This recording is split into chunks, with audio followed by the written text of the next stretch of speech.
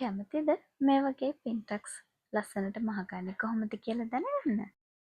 එන්නකෝ එහෙනම් කොහොමද අපි මේ ටික මහගන්නේ කියලා බලන්න. මන් මුලින්ම මට අවශ්‍ය වෙන දුරින් මේ විදිහට ලයින්ස් ටිකක් ඇඳගත්තා. මේ ලයින් ඇඳගෙන තියෙන්නේ heat erasable pen එකකින්. දන්නවද මෙච්චර ලස්සනට මම පින්ටක්ස් නිර්මාණය කරගත්තේ අපේ ගේජ් ෆුට් එකෙන්මයි. ඉතින් මම මේ ගේජ් ෆුට් එක ගැන කලින් වීඩියෝස් වල කියලා දීලා තියෙනවා. ඔයා මුලින්ම නම් අපේ වීඩියෝස් බලන්නේ කලින් මම මේ ගේජ් ෆුට් එක ගැන කියලා දීපු වීඩියෝස් ටිකත් බලලා එන්න. එතකොට ඔයාලට හොඳ පැහැදිලි අදහසක් මේ ගැන ගන්න පුළුවන්.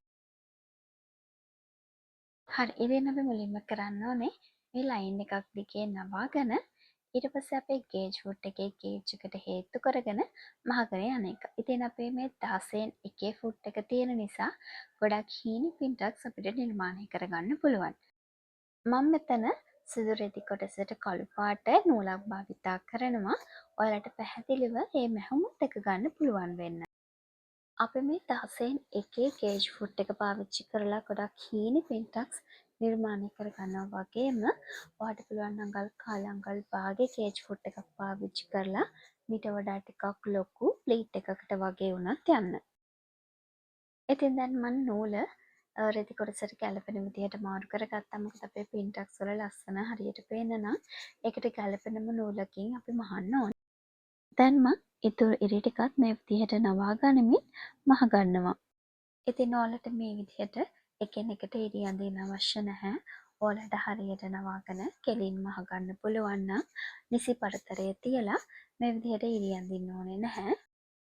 ඒ වුණත් මේ වීඩියෝ එකට ඔයාලට පැහැදිලිව පේන්න ඕන නිසා තමයි මම හැම පින්ටක් එකටම අදාළව රේඛාවක් ඇඳගත්තේ.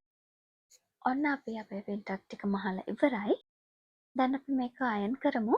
එතකොට අපි heat erasable pen එකකින් ඇඳපු ඉරි ටිකත් මැකිලා යනවා.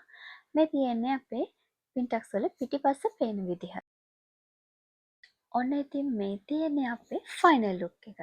ලස්සනයි නේද? ගොඩක් නීට් එකට අපිට මේ ටික මහ ගන්න පුළුවන්. මෙන්න මේ වගේ ගේජ් ෆුට් එකක් අපි පාවිච්චි කරොත්. අනිත් ඉන්නවා බිස්නස් එකක් කරන කෙනෙක් නම් මේක ගොඩක් වටී කියලා හිතනවා. මොකද අපි ඉන්ඩස්ට්‍රියල් මැෂින් එකට තමයි මේ ෆුට් එක පාවිච්චි කරන්නේ. ඒ නිසා හරියම ඉක්මනින් අපිට මේක මහ ගන්න පුළුවන්.